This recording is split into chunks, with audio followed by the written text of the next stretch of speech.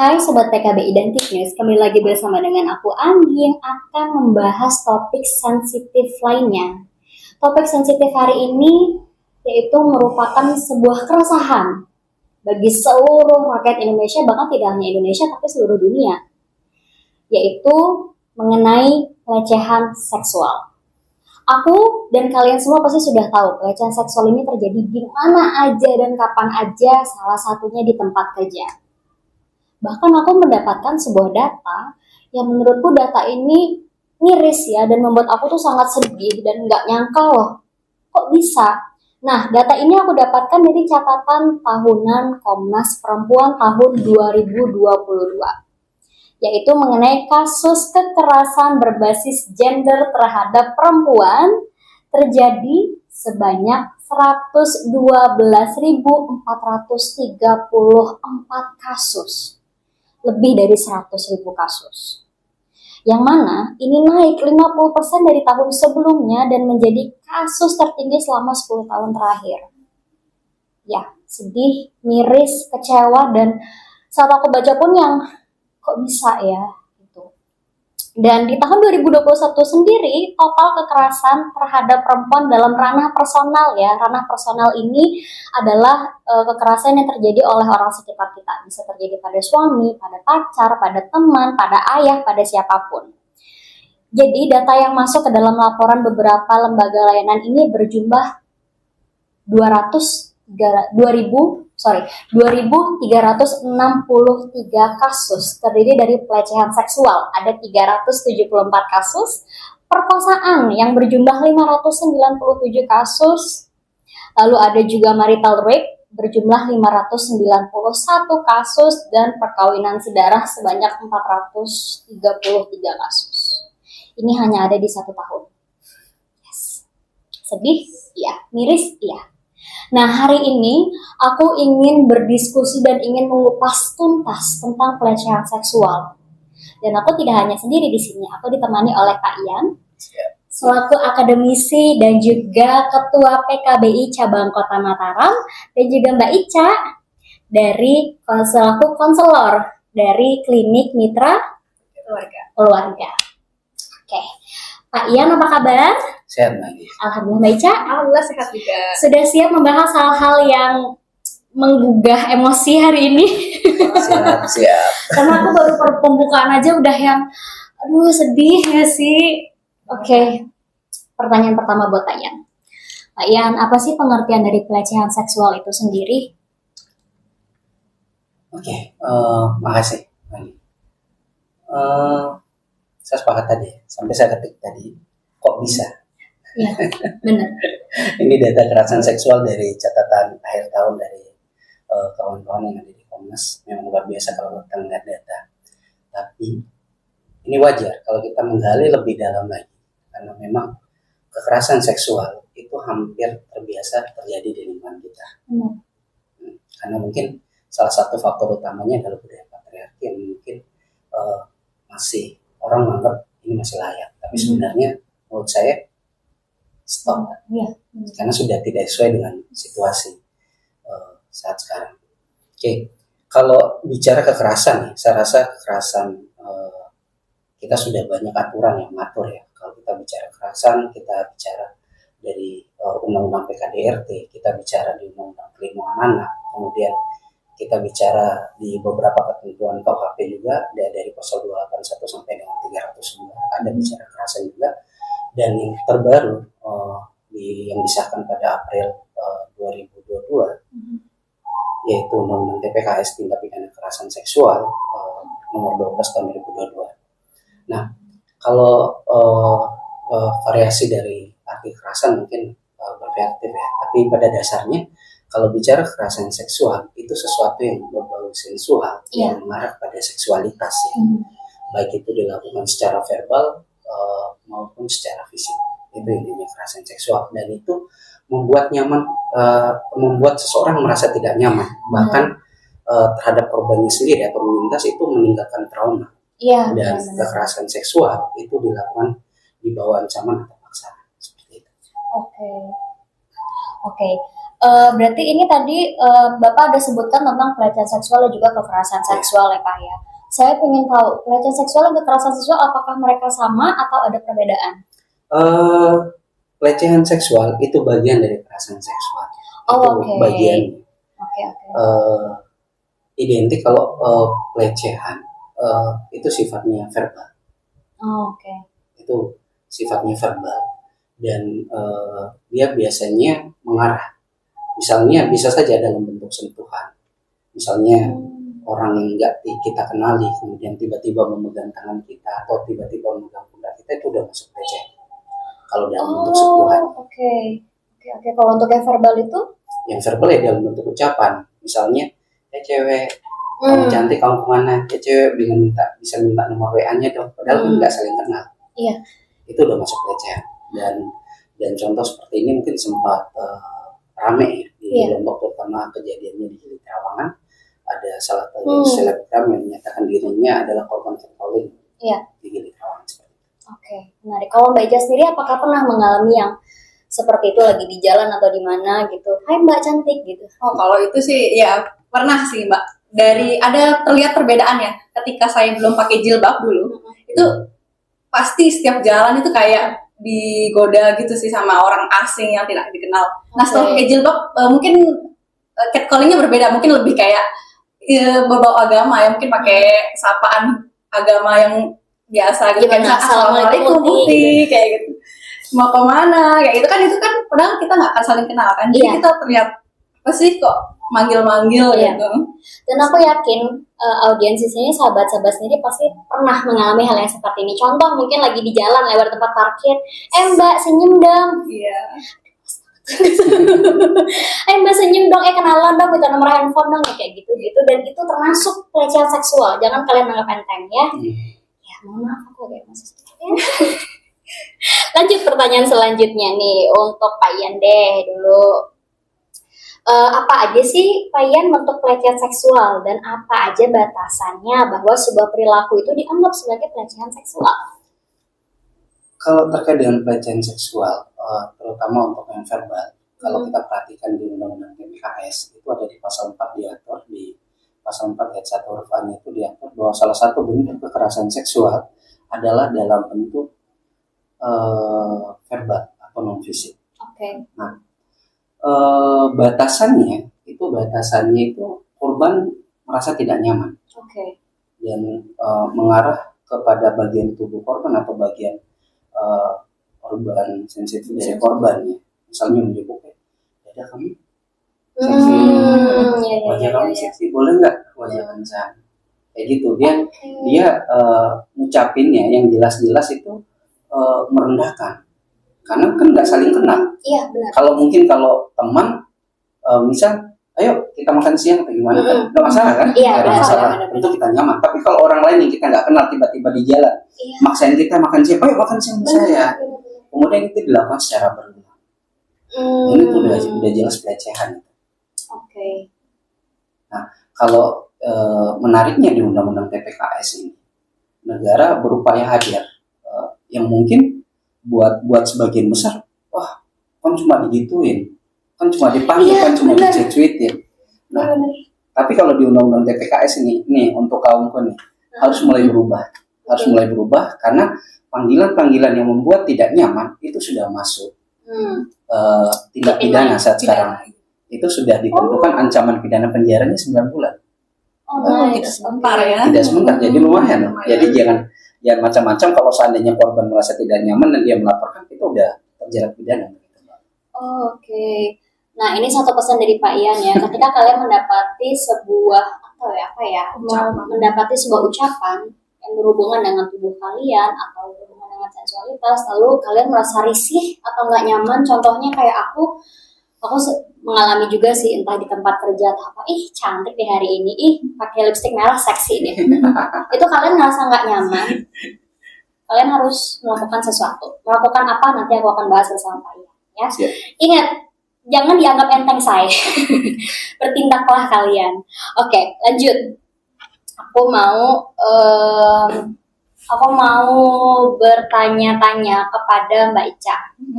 Mbak Ica, apa sih dampak negatif yang dialami oleh seorang penyintas?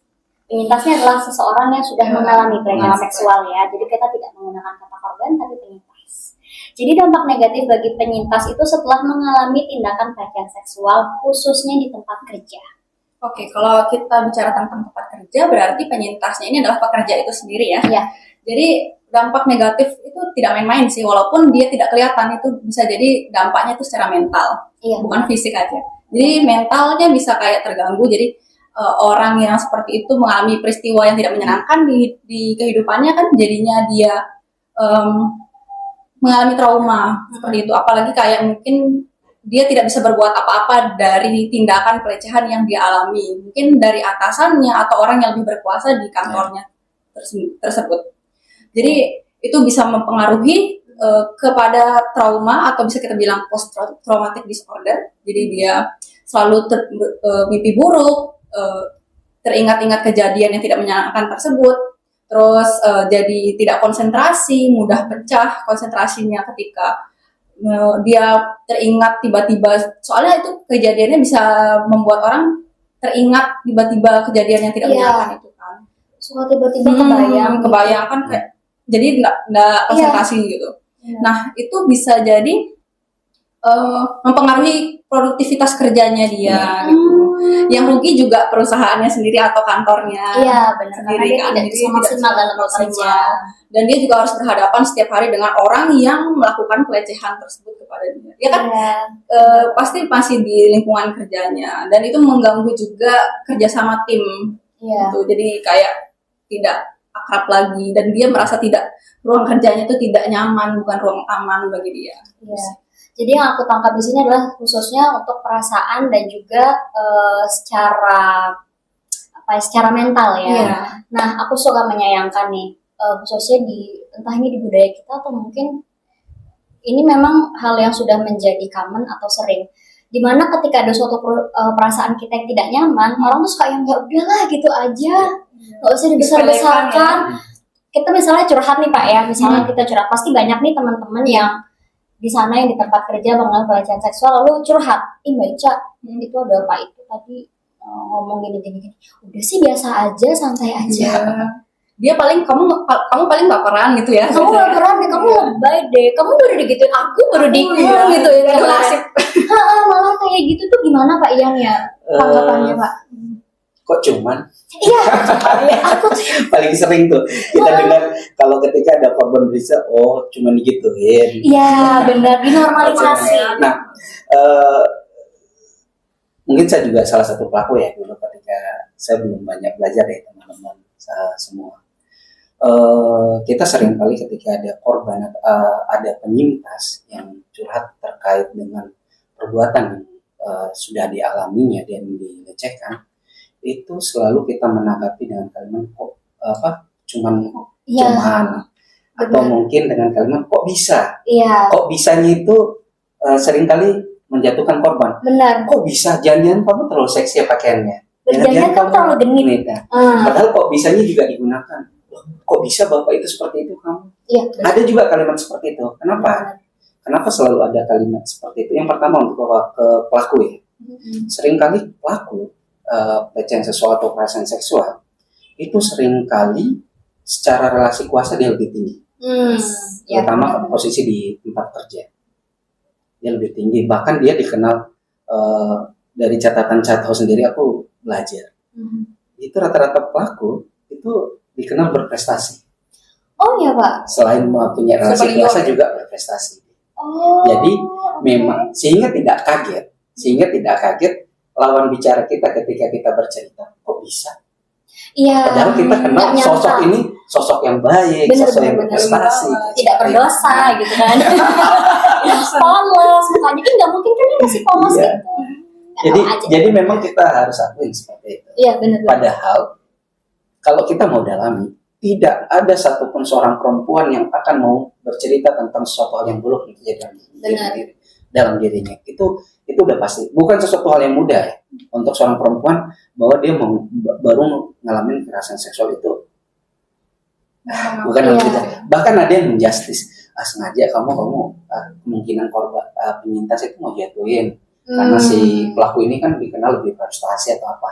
Oh, Ada kesannya dia merasa difitnah gitu. Iya. Baik.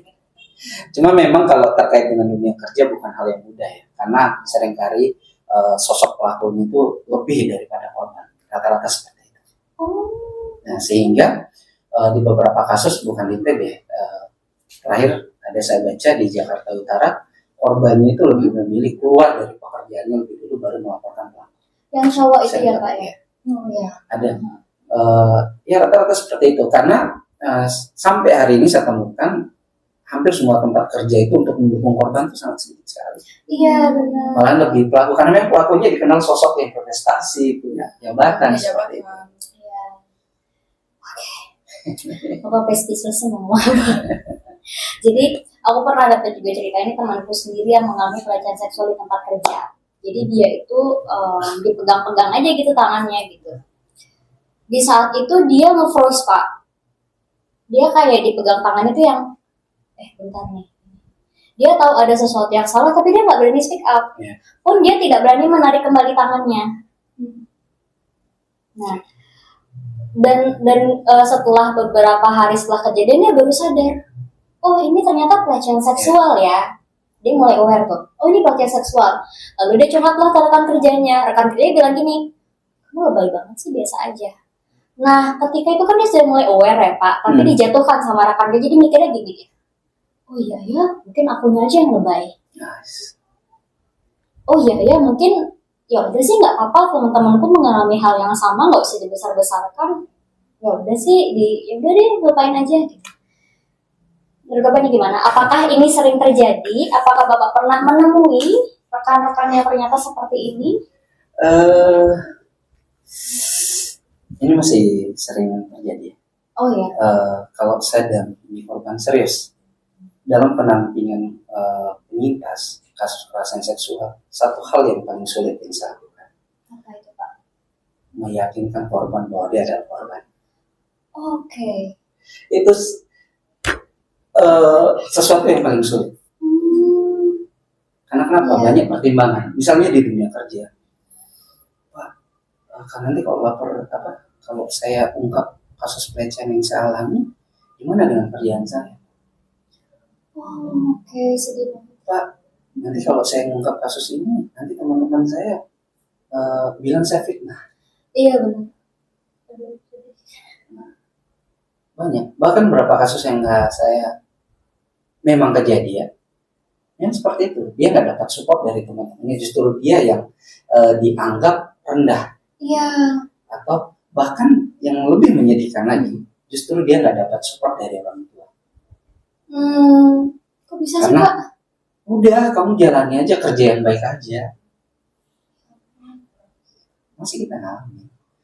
Sisi meyakinkan korban bahwa dia adalah korban itu masih menjadi poin yang paling berat menurut saya selama pendampingan korban kekerasan seksual. Oke. Seperti itu. Kalau kasus yang kasus selama ini bisa sampai ke proses peradilan, itu harus benar-benar korbannya harus dikuatkan lebih dulu. Iya benar. Makanya saat sekarang mungkin kami sebelum mengajak korban ke institusi hukum, kami harus pastikan dulu dia bertemu dengan psikolog atau psikiater lebih dulu untuk memastikan jangan sampai nanti di tengah jalan mundur. Itu yang kami lakukan. Makanya kami konseling dulu dia, pastikan dia untuk beberapa hari dulu. Kalau memang sudah kuat mentalnya dia, baru kami antarkan. Mungkin kalau awal-awalnya kami kantor polisi, akhirnya kami takut biasanya Pak. Tengah jalan banyak kasus yang mundur tengah jalan seperti itu. Pak Yan, mungkin ada yang mau disampaikan ke audiens atau sobat PKB dan Tik News ketika mereka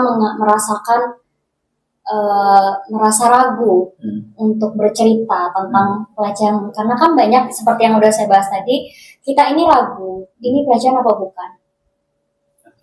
Lalu seperti tadi contohnya dia dijatuhkan sama rekannya, udah kamu ini, tapi dia tuh masih ada perasaan yang tertinggal gitu Pak. Gimana sih Pak biar meyakinkan teman-teman kalau kamu punya punya perasaan yang nggak nyaman tuh ngomong gitu loh.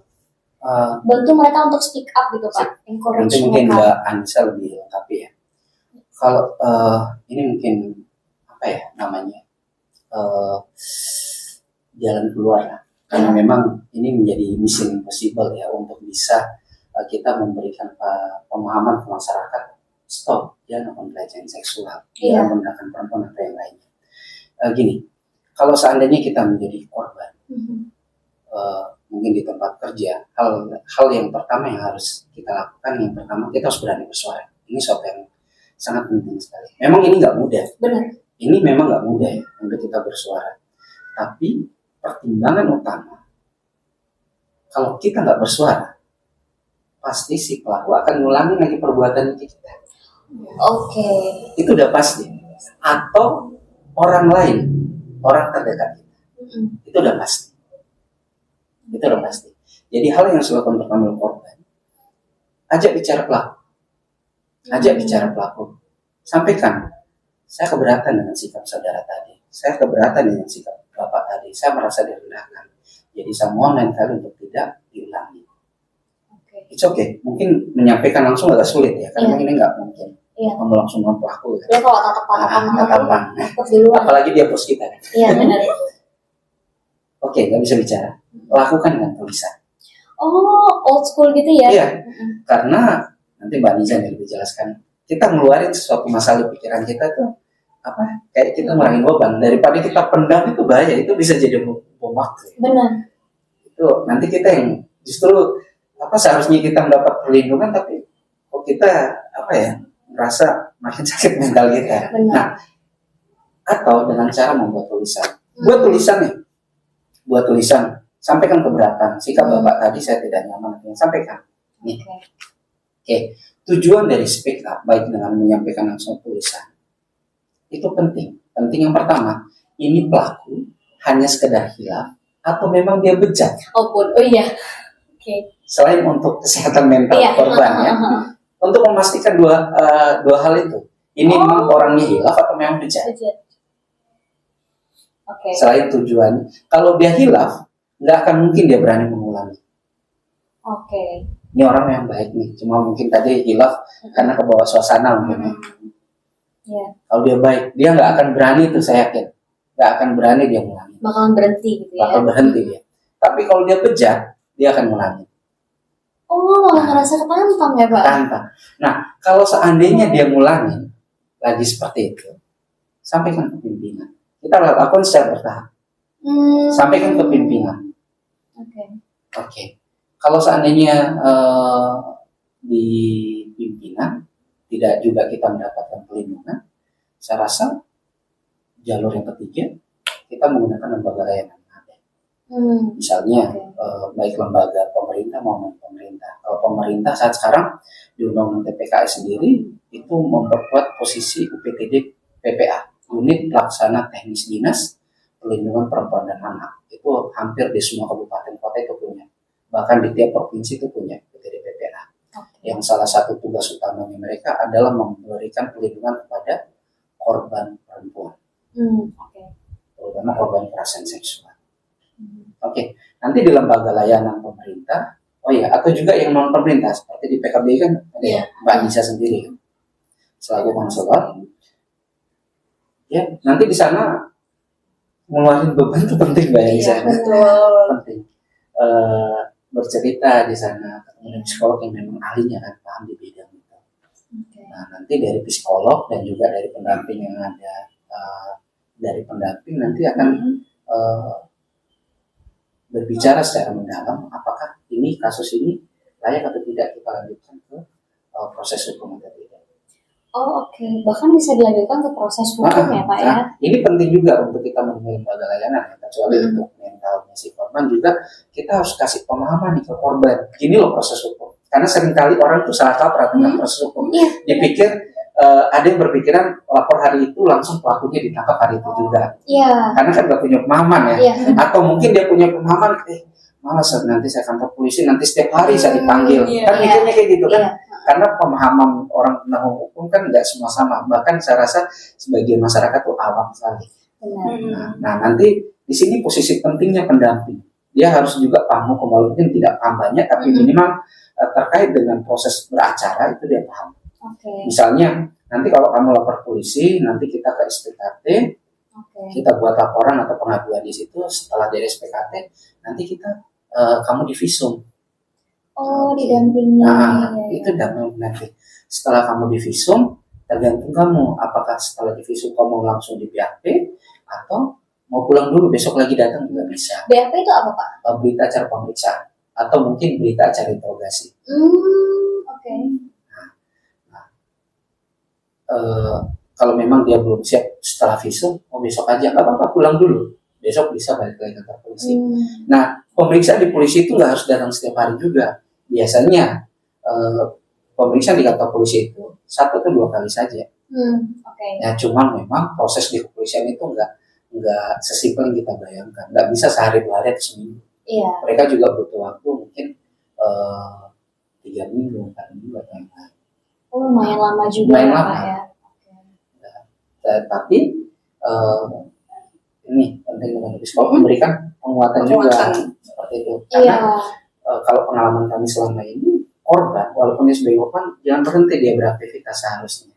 Oh, tetap harus aktif ya. Harus tetap tergantung kenyamanan korban. Makanya teman-teman kalau seandainya menjadi penyintas jangan diam, harus bertemu dengan ahli. Saat sekarang kok di UPTD itu gratis kok. Oh, gratis ya, Pak ya? Gratis UPTD itu. Seperti itu. Nah, di Undang-Undang TPKS juga ada hal yang menarik juga ya. Yang menarik lain bahwa untuk korban kekerasan seksual itu sudah ada yang disebut dengan restitusi dan kompensasi. Restitusi kompensasi. Jadi dalam Undang-Undang TPKS itu peran selain memperkuat peran UPTD PPA juga memperkerat peran LPKS, LPSK, Lembaga Perlindungan Saksi dan Korban. Nah, di situ Lembaga Perlindungan Saksi dan Korban akan memberikan perlindungan kepada korban kekerasan seksual dan juga dia akan melakukan penghitungan terhadap besaran kompensasi, besaran restitusi yang harus dibayar pelaku. Jadi terdakwa itu selain dihukum penjara, juga dia dihukum untuk menyerahkan uang ganti, uang kepada si korban juga. Itu namanya restitusi. Nah, kalau seandainya ternyata terdakwanya orang miskin atau apa, bisa saja nanti terhadap korban itu dikasihkan kompensasi dari negara. Bahkan negara membantu tidak hanya secara mental tapi juga ada kompensasinya sendiri ya.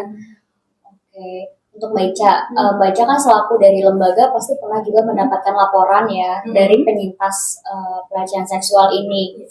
Untuk Baca sendiri, hal yang paling sulit kalau tadi kan dari Pak Ian kan meyakinkan. Kalau Mbak Ica ini ada nggak sih pengalaman yang benar-benar Mbak Ica nggak bisa lupakan selama mendampingi penyintas pelecehan seksual? Mungkin kalau dari Pak Ian kesulitannya dari meyakinkan korban. Kalau ini korbannya sudah yakin dia korban, tapi dia ini ingin cepat gitu loh Pak, kasusnya itu tertangani gitu kan. Padahal sebenarnya tadi kata Pak Ian kalau kasus-kasus seperti yang udah seperti kekerasan itu ada prosesnya gitu, tidak bisa 1-2 hari langsung tertangani. Nah, itu mungkin kita bisa berikan penampingan kayak pengertian kepada korban itu sendiri bahwa proses ini tidak instan gitu. Jadi apa yang dia butuhkan kita perlu tanyakan, apa yang kamu butuhkan selain ini. Mungkin dia mentalnya tuh lagi kayak kacau ya Mbak. Cara kacau, terus malu juga diketahui kasusnya mungkin sama sekitarnya, itu yang buat dia kayak tertekan ingin cepat-cepat keluar dari masalah tersebut. Terus sih mungkin kita lebih ke tanya dia kebutuhannya itu apa. Ketika dia ingin mengungkapkan sesuatu tapi tidak bisa secara lisan, mungkin kita bisa kasih waktu dia untuk menekan diri, kemudian nanti dia bisa tulis ketika yang udah dia pikirkan itu terpikir gitu. Jadi yang aku tangkap ya, sobat semuanya, ketika kalian menjadi seorang penyintas pelecehan seksual, hal yang harus kalian miliki pertama adalah berani. Berani. Jangan takut. Karena kenapa kalian harus berani? Kenapa kalian bisa berani? Karena ada banyak banget orang-orang yang bisa membantu kalian. Pemerintahan ada. Dari lembaga-lembaga non pemerintahan juga ada, mereka semua siap membantu kalian, siap mendampingi kalian. Kalian tidak usah khawatir kalian akan malu, kalian tidak usah khawatir kalian akan mengeluarkan uang banyak, enggak. Berani ya. Aku pengen peluk saudara-saudara perempuan yang menjadi penyintas, sumpah. Andai kau bisa peluk kalian semua. Ingat ya, kalian harus berani, jangan takut. Oke? Oke. Aduh, sedih aku. Berat ya kasusnya. Iya, berat banget. Oke. Nah, untuk Pak Ian, aku mau nanya. Sekarang aku mau bertanya tentang data. Apakah ada laporan kasus pelecehan seksual di ruang kerja di Nusa Tenggara Barat? Jika iya, berapa jumlah kasusnya ini? Kalau nggak ada, apa sih kira-kira yang menyebabkan tidak adanya kasus ini? Kalau di dunia kerja, yang bercerita ada. Iya. Cuman kalau sampai ini dibawa ke proses hukum 0%. Oh, yang di bawah proses hukum 0%. Kalau yang curhat berarti ada, Pak? Yang menceritakan kejadiannya, bahkan hampir dengan karakter yang beda-beda, bahkan di tempat yang beda-beda, bahkan di tempat yang mungkin buat orang yang nggak mungkin terjadi, itu ada. Oke. Boleh dijelasin nggak sih, Pak? Biar maksudnya kita ada gambaran. Kalau di tempat kerja yang kami banyak dapat cerita, mungkin rata-rata pelaku yang saya pelaku di tempat kerja itu rata-rata dia posisinya lebih daripada korban sendiri. Okay. Pimpinannya atau mungkin staff, tapi dia itu staff senior, atau mungkin staff yang dianggap smart. Nah, dan sering kali korban itu dari segala aspek, dari yang mungkin korban dikenal lincah sampai korban yang polos. Jadi sebenarnya nggak ada batasan bahwa orang ini nggak mungkin jadi pelaku nih, orang ini nggak mungkin jadi korban nih. Hampir nggak ada batasan seperti itu. Lalu gimana kok nggak berani mereka bercerita? Ya, yes, wajar. Yeah. Wajarnya kenapa? Yang pertama, pemahaman mereka terkait kekerasan seksual itu minim. Seringkali mereka baru memahami itu kekerasan seksual kalau itu sudah dalam bentuk sentuhan dan benar-benar kepaksa. Iya, benar. Kalau cuma dalam bentuk, mohon maaf, di tempat kerja itu pukul begini, mohon maaf di bagian bokong kan sering tuh. Iya, benar. Mohon maaf, aku aja di kerja saya ngeliat mahasiswa aja gila, kayak gitu kan. Iya, Pak. Itu sebenarnya itu pelecehan gitu. Nah, di tempat kerja masih kita temukan itu. Nah, kalau saya mau melapor, Pak, sedangkan kejadian itu dianggap biasa di tempat kerja, nanti kalau saya cerita ini terungkap, nanti saya dianggap lebay atau fitnah. Oke. Nah, karena kalau seandainya korban yang berbicara, seringkali korban nggak dipercaya. Iya. Karena tadi relasi kuasa, pelaku lebih kenal, lebih punya nilai lebih lah dibandingkan korban. Nah, kita juga harus realistis. Kalau dia melapor, gimana dengan kerjaan? Iya.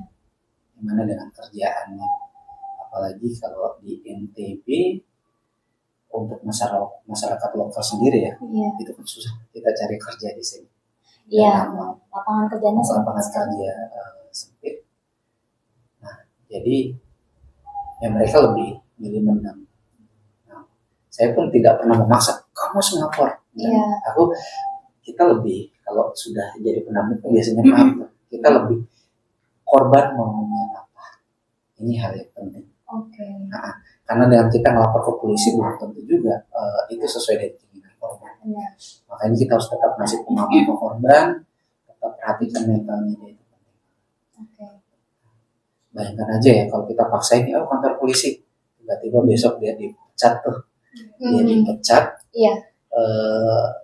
Ya dengan diungkap-ungkap kesalahan yang dulu, kayak gitu kan, diungkap-ungkap kesalahan yang dulu, ya udah.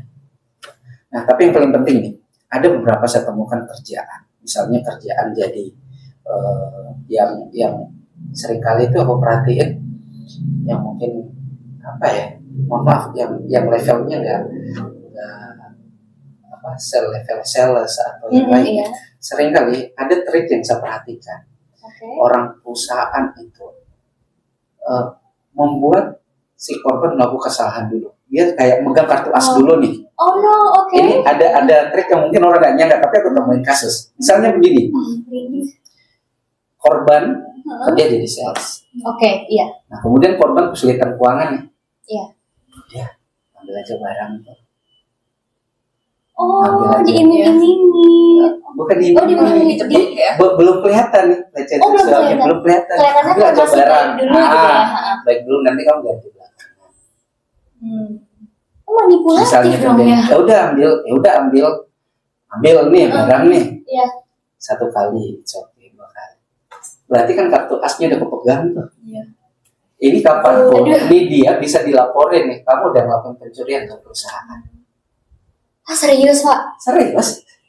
Gila. Akhirnya dia kan udah bisa diapa-apain, potensinya Iya. tinggi nih. Ancaman. Aduh, gila, stres Ancaman. banget. Ya udah akhirnya ini memang karakternya bejat, pimpinan bejat nih. Ya udah akhirnya ya udah megang. Kalau dia mau ngelawan, kartu asma ada di aku. Nanti kalau laporin ke polisi. Apalagi kalau karyawatinya polos kan, Iya. nggak paham hukum. Nanti saya laporin kamu udah nyuri barang. Serius, hati-hati. Ada trik yang seperti ini juga. Oke. Kayaknya malah kalau menurut yang aku tangkap adalah kalian para cewek jangan terlalu percaya cowok yang terlalu baik ya. Karena harus dicurigai yang seperti itu. Aku mau tanya juga nih, mungkin untuk ini pertanyaan untuk Kak Ica sama Pak Ian. Contoh-contoh tindakan pelecehan seksual di tempat kerja tadi kan sudah dibaik-baikin dulu, terus juga tadi ada yang diselepet di iniin bawangnya. Ada hal-hal yang lain lagi nggak, contoh-contoh tindakan pelecehan seksual lainnya Pak? Yang paling sering saya temukan pelaku menceritakan perilaku seksual. Oke. Ini sering saya temukan. Iya. Oke. Dia ceritakan, saya sama istri saya. Iya. Ini diedit ya. Saya sama istri saya puas, gitu kan? Ih, cerita gitu Pak? Iya. Iya, itu tuh. Tapi dia ceritanya itu seakan-akan nggak langsung ke korban.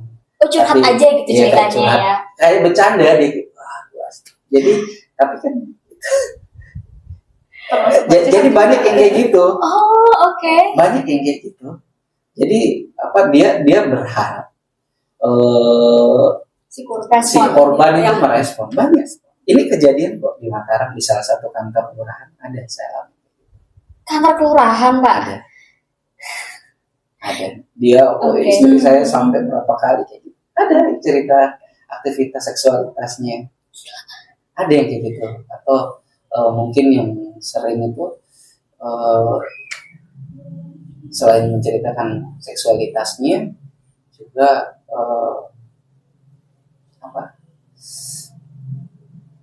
nyoba, biasanya pegangan tangan tuh paling sering. Pegangan tangan, ngetes. Oke. Maaf kalau misalnya korbannya respon, kalau diam lain lagi tindakannya agak maju. Oh, jadi yang tindakan kesenggol itu Iya, itu coba-coba ya. oke. Coba-coba. Ayo, apakah kalian pernah? Makanya paling Iya, penting harus peka. seperti saya bilang tadi, kita harus speak up untuk membatasi kita. Ini penting. Ini untuk kalau kita jadi korban dan kita diam saja, serius. Kita jadi manusia yang tidak yang awalnya kreatif jadi nggak kreatif. Iya. Ini kalau memang kita hargai diri kita harus bersuara. Mungkin tidak harus lapor polisi langsung, tapi sampein ke pelaku, sampein ke pimpinan. Bahkan dengan cara kalian speak up itu adalah itu kalian menunjukkan kalian menghargai diri kalian sendiri dan kalian mencintai diri kalian sendiri. Kalau kalian sendiri tidak menghargai, tidak melindungi dan tidak mencintai diri kalian sendiri, siapa lagi? Itu semua harus bermula dari kalian, ya. Nah, jadi buat teman-teman, aku yakin pasti ada banyak. Aku bahkan pernah ngalamin sih kayaknya tuh kayak, maaf nih kesenggol gitu. Tapi kan kayak, pas banget gitu. Kalian jangan diem, itu termasuk pelecehan seksual dan coba-coba. Bila perlu langsung ditegur ya Mbak ya. Ya, Tegur, oke. Aku mau ambil poin yang itu. Langsung ditegur. Tegurnya gimana Mbak? Yang halus. Karena nanti bisa, biasa aja sih kan, cuma kesenggol doang gitu. Ini gimana yang halus tegurnya? Dalam situasi kalau misalnya kita yang ngerasain sendiri, kadang mungkin kita kebawa emosi ya. Iya. Ya, jadi kita sulit mengontrol diri kita. Tapi mungkin bisa kita latih dengan misalnya kita konfirmasi dulu juga. Siapa tahu dia tidak sengaja juga kan. Itu yang perlu kita pastikan. Kita pastikan bahwa hal yang dia lakukan tuh dia ada maksudnya gitu. Oke. Jadi mungkin bilang maaf tadi, mungkin Mas tadi menyenggol atau apa, atau Mbak tadi mungkin Mbak menyenggol kayak gitu. Terus sih kayak Oh gitu. mungkin pastikan dulu sih. Takutnya dia itu memang tidak sengaja gitu. Takutnya nanti berantem kan jadinya. Terus sih, Jadi kita nanyain kalau dulu. secara langsung. Kalau menurut Bayan gimana? Gimana kita menegur itu kan baru yang coba-coba tuh. Gimana kita menghentikan yang coba-coba itu? Tergantung Diksinya gimana Pak? tergantung situasi ya. Iya. Kalau memang itu di tempat baru dan mungkin ramai kesenggol ya mungkin bisa aja, makanya perlu kita konfirmasi dulu sengaja apa enggak nih. Iya. Tergantung ya Pak, apa yang dialami. Kalau misalnya sudah sampai megang lama meluk dari belakang tiba-tiba ya itu kan nggak Itu mungkin kita bukan konfirmasi sengaja sengaja. kan nggak Itu sengaja. sengaja. Itu kebangetan gitu kan. Oke. Ya cara yang paling tepat speak up, sampaikan aja langsung. Ngomongnya tuh gimana Ya, Pak? sampaikan bahwa kamu keberatan. Pak, Pak Bro apa? Oke. Pak, saya keberatan kalau Bapak megang tangan saya. Pak, saya keberatan kalau Bapak peluk saya. Saya tidak nyaman. Sampai itu harus kita sampaikan. Minimal tadi seperti yang saya bilang tadi untuk misahin nih, ini Iya. hilaf, apa yang bejat nih. Nah, kalau dia hilaf serius, dia nggak akan berani nggak akan berani. Oke. Karena yang aku paham dari yang aku pernah alami dan cerita-cerita yang aku pernah dengar juga, mereka tuh mau ngomong tapi takut diksinya tuh salah. Takut diksinya salah, terus malah kita yang takut orang itu tersinggung, Pak. Ada, Pak. Bahkan ada temanku, Ingki aku mau ngomong gini ke bapaknya, tapi salah nggak ya? Tersinggung nggak ya bapaknya? Jadi kayaknya Pak Ian mungkin bisa cerita ke teman-teman, gini loh cara ngomong. Atau mungkin kayaknya yang aku tangkap, kalian nggak usah tak ngerasa salah. Ya nggak Pak Ian? Ya nggak Beca? Iya. Kalian jangan ngerasa salah. Kalau kalian bilang itu salah, kalian ngerasa keberatan, bilang, Pak ini salah loh. Karena semakin kita pikirin itu salah atau enggak, kita malah Iya. makin ragu gitu kan. Dan again itu menyerang mental. Iya. Malah kita jadi Kita stres, jadi- galau. Oke, lanjut. Udah tergetar hatiku di sini. Tapi tadi yang perlu ditekankan juga Iya. ya, terkait kekerasan seksual atau pelecehan seksual itu bukan cuma bicara diri kita sendiri, tapi juga orang lain. Dengan cara kita berbicara, dengan cara kita membatasi, dengan cara kita mengingatkan kepada pelaku, itu juga kita mengingatkan kepada pelaku untuk jangan ngelakuin hal ini ke orang lain juga. Oh, Itu penting, serius. Kita speak up itu bukan cuma untuk melindungi diri kita, tapi juga melindungi orang lain. orang lain juga. Kalau kita diam itu Oke. bukan cuma kita, tapi orang lain juga. Oke. Karena dia udah enak ya kayak gini. Kalau kita diam ya, Iya. dia kan ngelakuin juga ke yang lain. Tadi mikirnya gitu, Pak. Ya pelaku Ya, polanya seperti itu. Pelaku kekerasan seksual serius kalau nggak diingatkan, Iya. itu dia akan makin berkembang. Oke, berarti yang aku tangkap di sini tidak hanya ketika kita yang Iya. mengalami itu, tapi ketika kita melihat contoh ada rekan kita, berarti salah satu sikap yang harus kita ambil ketika lingkungan kita atau teman kita atau rekan kita mengalami pelecehan seksual, kita harus menegur pelaku itu, Pak. Kalau Itu gimana? bahkan kita sendiri, kalau seandainya kita sendiri menjadi korban, kita ingatkan dia, sikap kita memperingatkan dia nggak akan berani juga akan melakukan ke orang lain. Berarti kan sama hal kita juga melindungi orang lain. Ya maksudnya Iya, kita melakukan upaya agar tidak ada korban lain lagi. Iya. Seperti itu. Oke. Berarti yang aku tangkap di sini, kalau kalian speak up, kalian tidak hanya melindungi diri kalian, tapi kalian juga melindungi orang-orang di sekitar kalian. Mungkin ketiga lagi. Kalau kita diam nih, Oke. ya yang pertama tadi untuk diri, yang kedua untuk Orang lain. dan yang paling penting serius.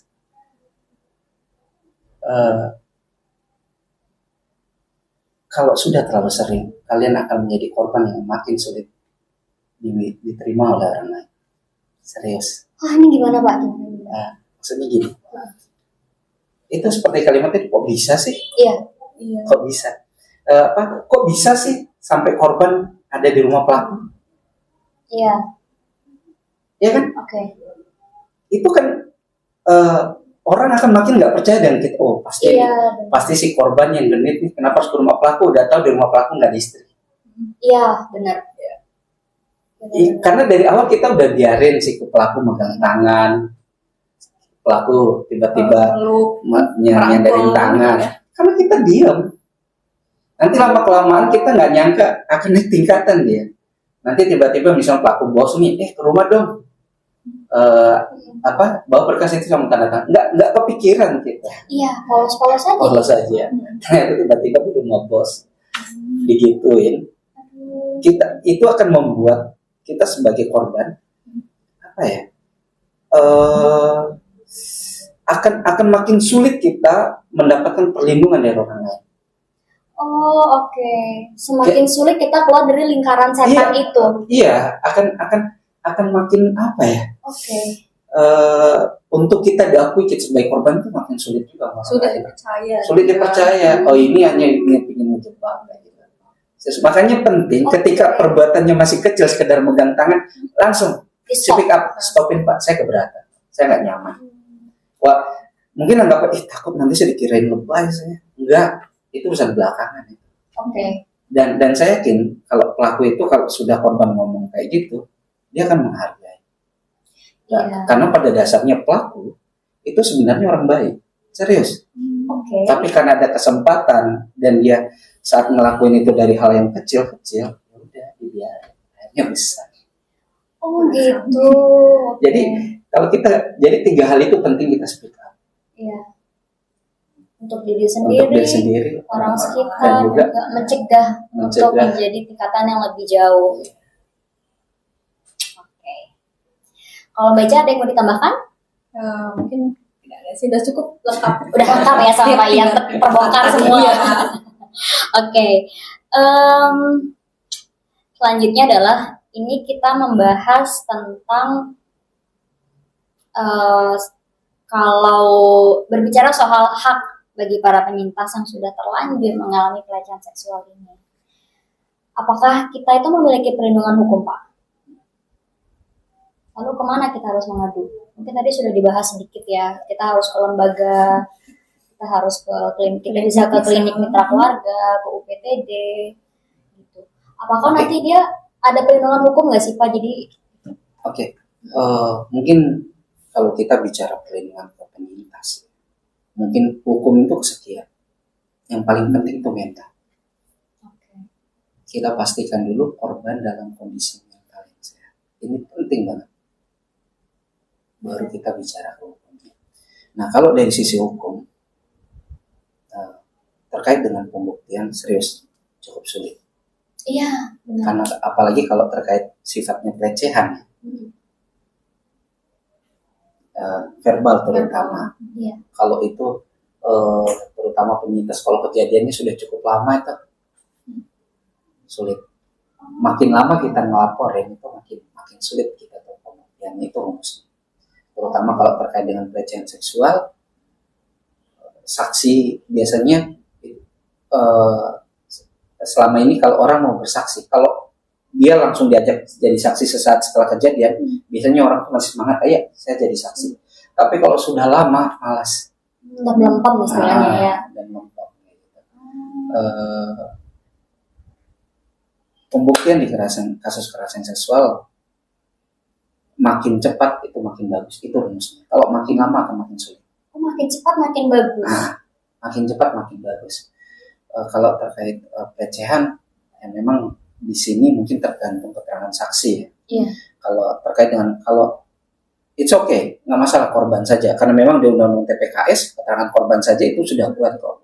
Tapi kalau praktek di teman-teman kepolisian, kalau bisa lebih banyak alat buktinya, kenapa enggak? Ya kan? Oh gitu. Misalnya sekarang kan kalau seandainya cuma terkait dengan verbal ya, biasanya verbal itu biasanya korbannya jadi saksi juga nanti dikuatkan oleh asesmen psikolog.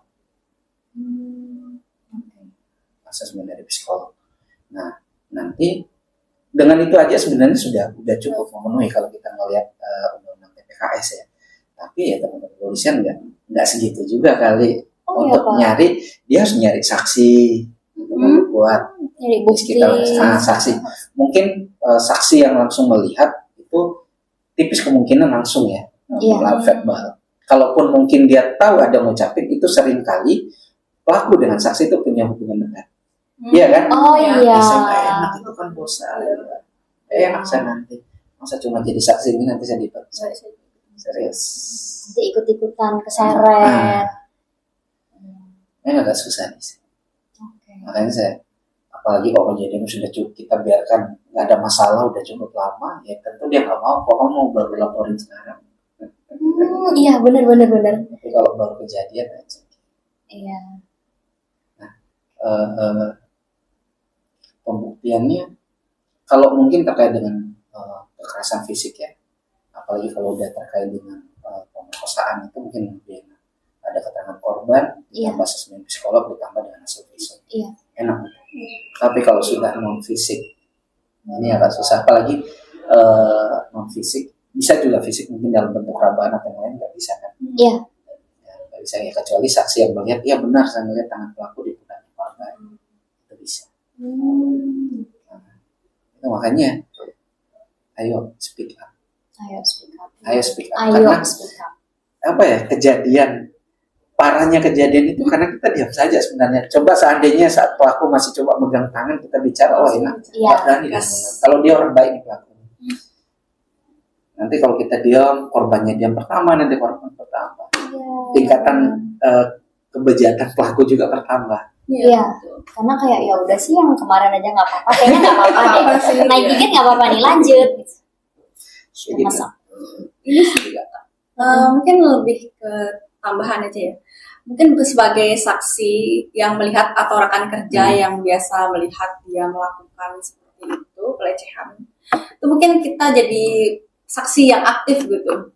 Mungkin kalau misalnya pas kejadian itu kita bisa mendokumentasikan supaya untuk ya segala alat bukti untuk mungkin bisa dipakai nanti ketika emang sudah berlebihan dan korban merasa itu sudah mengganggu secara mental juga Pak, atau fisik, ya udah mengarah ke fisik pelecehannya. Itu sih bisa sebagai saksi kita juga harus aktif. Membantu si korban atau penyintas.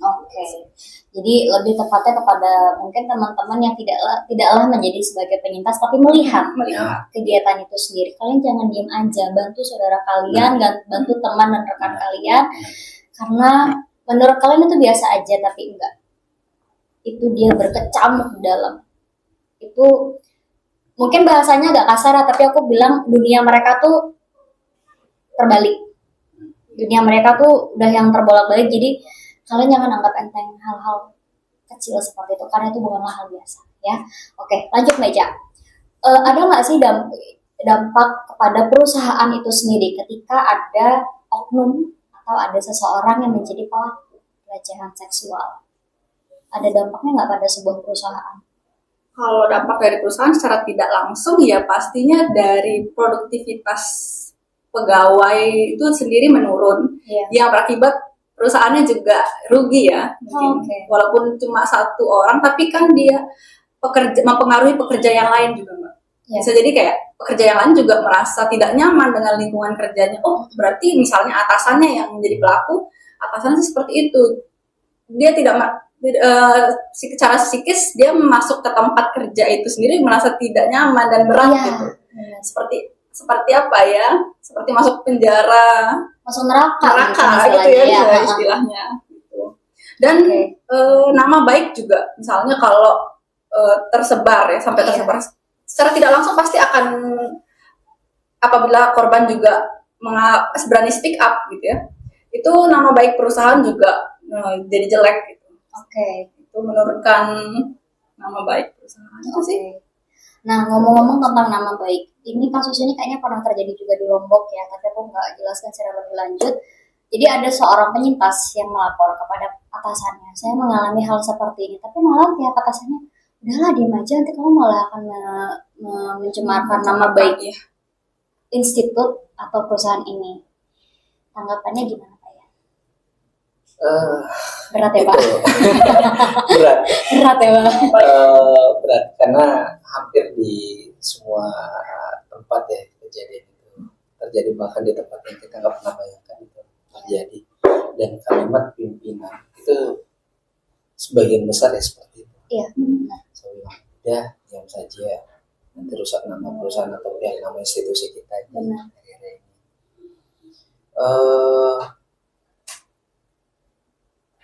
Tergantung perbuatannya menurut saya. Kalau misalnya tadi mungkin Mbak maaf ya, bukan mengecilkan karena tanpa mengurangi rasa hormat saya kepada penyintas, karena memang secara mental kita berbeda. Ada mungkin baru ngalamin 1 kali dia masih kuat, ngalamin 2 kali 3 kali, 2 kali atau 5 kali baru dia ngerasa ada masalah. Ada yang baru ngalamin 1 kali langsung masalah. Beda-beda mental kita. Kalau memang kita masih merasa ini belum, tergantung penyintas yang tahu ya. Kalau dia merasa ini ada masalah tapi dia masih kuat, ya mungkin sekedar mengingatkan kepada pelaku atau mencampuri pimpinan, dan di situ dia nggak selesai, it's okay. Udah nggak apa-apa, nggak harus sampai ke hukum, nggak harus proses hukum, tapi minimal ini yang paling penting juga nih untuk pimpinan. Korban itu, hampir sebagian korban yang saya temukan itu tidak selalu mesti minta pelaku di penjara. Tidak selalu. Di beberapa kampus yang kami tangani tidak selalu minta untuk pelaku di penjara, enggak. Mereka hanya memohon keadilan dengan adanya proses yang dilakukan institusi terhadap pelaku. Kadang ingin korban itu saja. Ada ganjarannya. Ada ganjaran, tidak harus pelaku dipecat, enggak. Tapi minimal institusi itu ada tindakan yang diambil kepada pelaku. Tidak harus pelaku dipecat, enggak. Ini korban atau penyintas itu sebatas itu juga keinginannya. Biar adil. Ini kan seringkali institusi itu mendiamkan dengan alasan jaga nama baik institusi. Padahal sebenarnya institusi itu dia punya tanggung jawab kepada seluruh orang yang ada dalam institusi itu untuk nyaman kan. Nah, seharusnya ketika ada bawahan atau stafnya menyampaikan seperti itu, dia harus sampaikan, aku ada aduan seperti ini, kamu jangan ulangin ya. Ada proses seperti itu aja sebenarnya korban udah ngerasa nyaman kok. Tapi kalau seandainya didiamkan, bahkan si korbannya ditekan supaya nggak berbicara, itu sangat nggak adil sekali.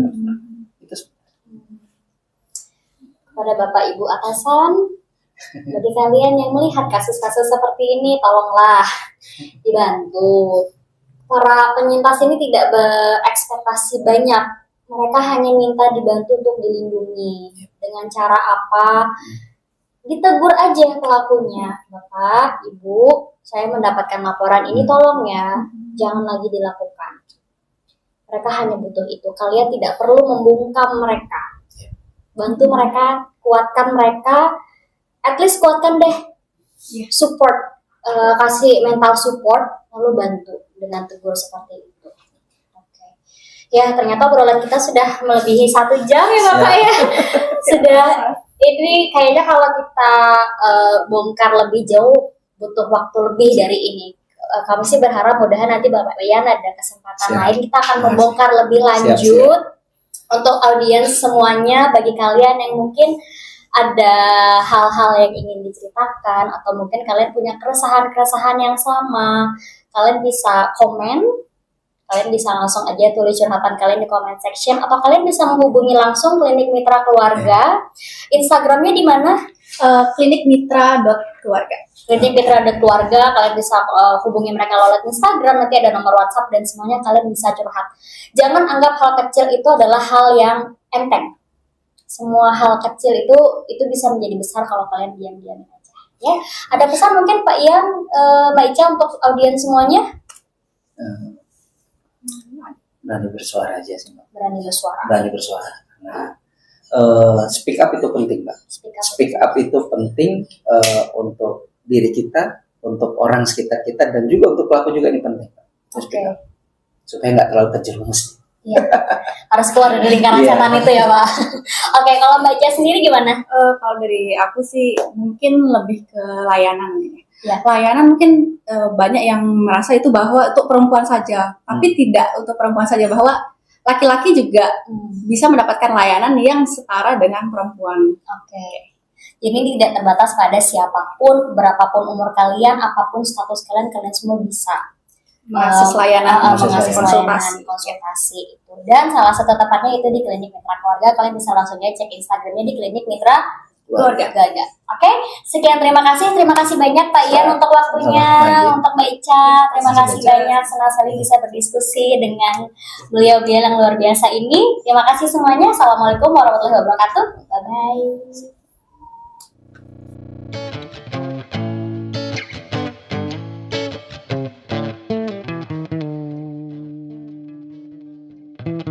bye.